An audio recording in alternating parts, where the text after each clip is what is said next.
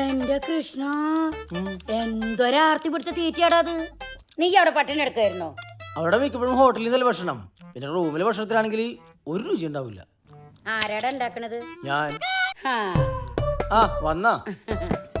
ഇതെന്തുവാടി? ഇത് ചേട്ടന് കൊണ്ടുവന്ന. ഇതൊന്നും കൊടുക്ക്. ഇതെന്താന്നാ? മണിച്ചേട്ടന് ഇഷ്ടമുള്ള സാധന. അല്ല, എന്നിട്ട് ഇതിങ്ങനെയാ കൊണ്ടുവരുന്നത്? ഒരു പാത്രത്തിലാക്കാണ്ട്. ഇതിങ്ങനെ വെച്ചാൽ മുഴുവനാവും തിന്നു. ഒരു കഷ്ണം പോലും എനിക്ക് കിട്ടില്ല. ആകെ വാടിപ്പോയി. പിന്നെ വരാവേ.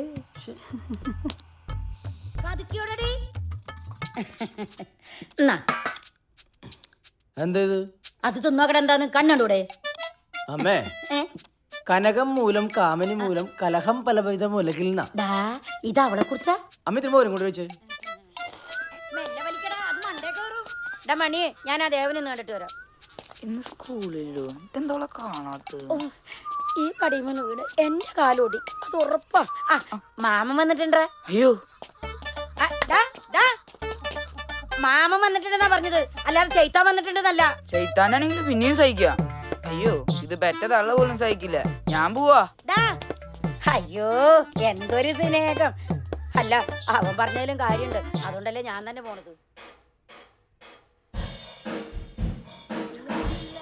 സർബത്ത് സർബത്ത് സർബത്ത് സർബത്ത് എന്നാ കേറ്റി. ഇങ്ങനെ പോയി കഴിഞ്ഞിട്ട് ഞാൻ നിന്റെയൊക്കെ സർവന്റ് ആവുന്ന തോന്നണത്. ഓ, 2 റുപ്യ ഒരു വെള്ളത്തിന് 2000 വർത്താനം പറയണ ബോസേ. എല്ലാ ഭംഗിമാരും ഉണ്ടല്ലോ. ഇതാണ് സ്പെഷ്യൽ. എനിക്കൊരു പീസ്. ഞങ്ങൾക്ക് ഇടക്കിടക്ക് ഇങ്ങനെ പലഹാരം ഉണ്ടാക്കി തന്നത് ഇതൊക്കെ ഭയങ്കര ചെലവല്ലേ? എന്ത് ചെലവ്? പപ്പടത്തിന് മാവ് കുഴച്ചപ്പോഴേ കുറച്ച് മാവ് മിച്ചം വന്നു. ഞമ്മള് കുറച്ച് അരിപ്പൊടി ചേർത്ത് ഒരു സ്പെഷ്യൽ പലഹാരം അങ്ങനെ ഉണ്ടാക്കി.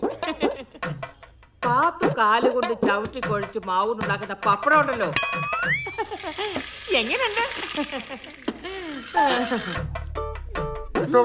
പുണ്യം കിട്ടും. ഈ പുണ്യം കൊണ്ട് തിന്നു. എന്റെ മക്കൾ ദ്വാ ചെയ്താ മതി. ഇത്തന്നെ പാത്ത് പപ്പടം വലിയ കമ്പനിയായി തീരാ. എടുക്ക. സൂപ്പർ.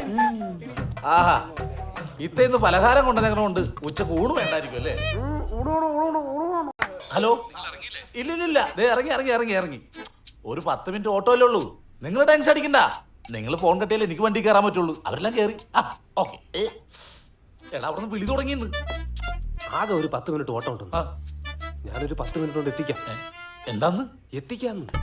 ഓ, പോയി വണ്ടി ഇറക്കിട്ടാ. ഇവന്മാര് ഇറങ്ങണില്ലേ? 10 കിലോമീറ്റർ അപ്പുറത്ത് ഇറങ്ങാൻ ഞാനിവിടെ എത്തി. എന്നിട്ട് ഈ മുറിക്കുള്ളിൽ ഇവന്മാര് പുറത്തിറങ്ങില്ല.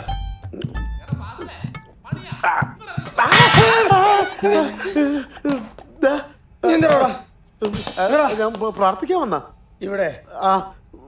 ഇവിടെ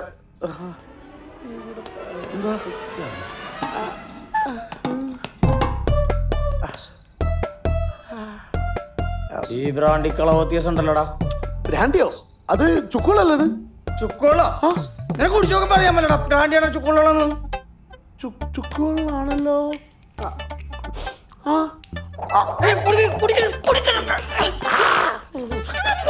അടിക്കരുത് പ്ലീസ്. ഒരബദ്ധം പറ്റിപ്പോയതാ. അന്നത്തെ ഷെയർ ചെയ്യാട്ടോളാ പ്ലീസ്. ഒരു ധൈര്യത്തിന് അടിച്ചിട്ട് പോകാൻ വേണ്ടി വെച്ചോ.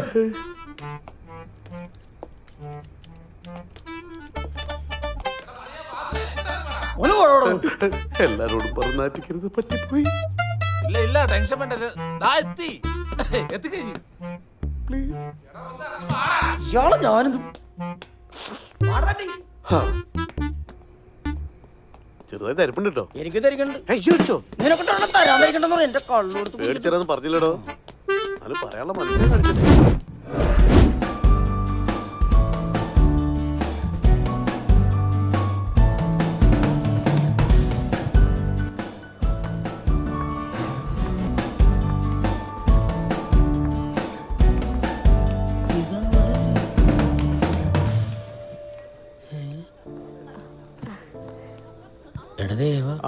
ഇത് മറ്റവളുടെ കല്യാണം ഉണ്ടാ?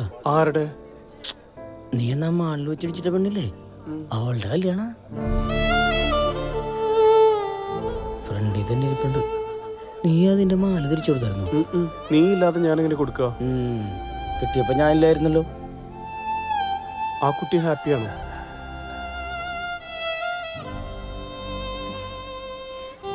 അവക്ക് എന്ത് കുഴപ്പം? അവളല്ല ഹാപ്പിയാ. നീ പാടാൻ നോക്കൂ. Hello hello check hello. നമസ്കാരം പ്രിയമുള്ള കലാസ്നേഹികളെ, ഇന്ന് ഈ വേദിയിൽ ഓൾഡ് ഈസ് ഗോൾഡിന് ഒരു പ്രോഗ്രാം അവതരിപ്പിക്കാൻ അവസരമൊരുക്കി തന്ന ക്ഷേത്ര ഭാരവാഹി കമ്മിറ്റികൾക്ക് ഞാൻ പ്രത്യേകം ക്ഷമിക്കണം, കല്യാണ കമ്മിറ്റി ഭാരവാഹികൾക്ക് ഞാൻ ഹൃദയത്തിന്റെ ഭാഷയിൽ നന്ദി അർപ്പിക്കുകയാണ്. അതോടൊപ്പം തന്നെ നാളെ വിവാഹിതയാകാൻ പോകുന്ന ഞങ്ങളുടെ പ്രിയ സഹോദരി, ഞങ്ങളുടെ കുഞ്ഞനുജത്തി, എന്താ താനത്തിന്റെ പേര്, കല്യാണി മാധവിന് ആദരാഞ്ജലികൾ അർപ്പിച്ചുകൊണ്ട് ആശംസകൾ അർപ്പിച്ചുകൊണ്ട് ഞങ്ങൾ പ്രോഗ്രാമിലേക്ക് കിടക്കുകയാണ്. All is gold.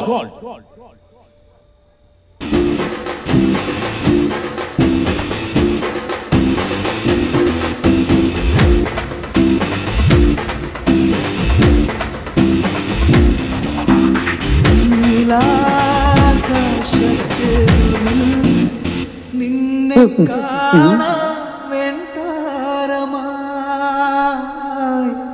നീളേ പൂവിൽ നിന്നെ തേടാം തേൻ തുള്ളിയായി മാറിൽ മിന്നും മറുകിൽ മണിച്ചുണ്ടാൽ മുത്താൻ വരൂ ആരോ മൂളും ചേച്ചി, ഇത് അയാളാ ശ്രുതിച്ചി റിസപ്ഷന് പാടിയ ആള്. ശബ്ദം കേട്ടപ്പോഴേ മനസ്സിലായി. പക്ഷേ ഇന്നെന്തോ പ്രശ്നമുണ്ടല്ലോ. എന്ത് പ്രശ്നം? അയാളുടെ ശബ്ദത്തിന് എന്തോ ഒരു വേദനയുണ്ട്.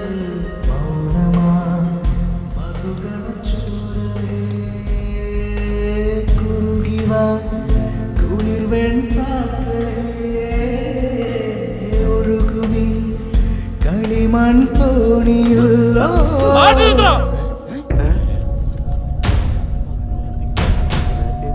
ഇതൊന്നുമല്ലടാ, ആരെങ്കിലും വിളിക്കാത്ത കല്യാണത്തിന് വന്നിട്ടുണ്ടാവും.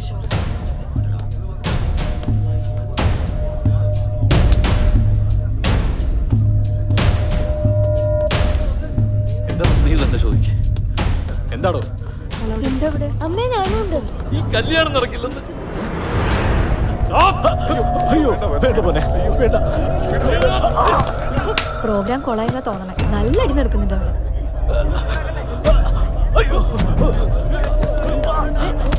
നമുക്ക് സാധനങ്ങൾ മൊത്തം എടുത്തോണ്ട് പുറത്തേക്ക് പോയാലോ? എന്താ വീട്? അവിടെ ചേട്ടൻ ആരോട് ദേഷ്യപ്പെടുന്നുണ്ടല്ലോ. ഒന്നുമില്ല. സംഭവം പൊളിഞ്ഞ് ഇനി പരിപാടി നടക്കൊന്നുമില്ല. എല്ലാവരും തലക്കെട്ടൊക്കെ അയച്ചിട്ടേ ആരും കാണാതെ മൂല പോയി ഭക്ഷണം കഴിച്ചു. മോശമാണ്. എന്ത് അത് മോശമാണ്. എന്നാ വയറും പൊത്തി പിടിച്ച് അവിടെ ഇരുന്നു. എന്റെ 10 പൈസയല്ലേ പോണ വഴി മേടിച്ചത്. പോയി കഴിച്ചിട്ട് സാധനങ്ങൾ പാക്ക് ചെയ്യണം. ദയവായി ഞങ്ങളെ ഉപദ്രവിക്കരുത്. ഈ വിവരം പറയാൻ വേണ്ടി മാത്രം വന്നവരാ ഞങ്ങൾ. നിനക്കൊക്കെ എവിടുന്ന് ധൈര്യം വന്നടാ ഈ മുറ്റത്ത് വന്നിട്ട് പറയാൻ? എന്താടാ ജയ പ്രശ്നം? സേതു എന്താടാ? ചെക്കന്റെ അമ്മാവും പേര് കേട്ട ജോത്സന. ഇപ്പൊ അദ്ദേഹം കാനഡയിലാ. കല്യാണം തീരുമാനിച്ചത് ആളറിയിക്കാതെയാണ്. ഇന്ന് അദ്ദേഹം നാട്ടിലെത്തി. എന്താ പ്രശ്നം? അദ്ദേഹം രാശിയും കാര്യങ്ങളൊക്കെ നോക്കി അറിഞ്ഞപ്പോഴാണ് ഒരു കാര്യം അറിഞ്ഞത്. എന്ത് കാര്യം? ഈ കല്യാണം നടന്നാൽ ഇവർക്ക് ജനിക്കുന്ന കുട്ടികൾക്കും കാഴ്ച ഉണ്ടാവില്ല എന്ന്.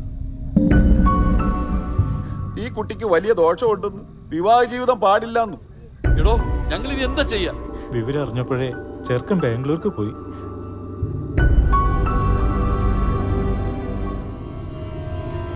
അവന്റെ അമ്മാവനോട് പറഞ്ഞേക്ക്, എത്ര വലിയ മുഹൂർത്തം നോക്കിയാലും ഇനി അവന്റെ കല്യാണം നടക്കില്ലെന്ന്. ഏട്ടാ, ഇതിന്റെ പേരില് ആരുടെ ഒരു തുള്ളി കണ്ണുനീർ ഇവിടെ വീഴാൻ പാടില്ല. വീണ അതിൽ ചവിട്ടിയ എന്റെ ചങ്ക് പോലും. ഇപ്പൊ എന്റെ കണ്ണ് നേരിട്ടുള്ളൂ. അയാളെ കെട്ടിയാൽ എന്റെ ജീവിതം ഇരട്ടിലാവുക. നിങ്ങളൊക്കെ എന്നെ വിളിച്ചു. അത് മതി ഈ കല്യാണിക്ക്.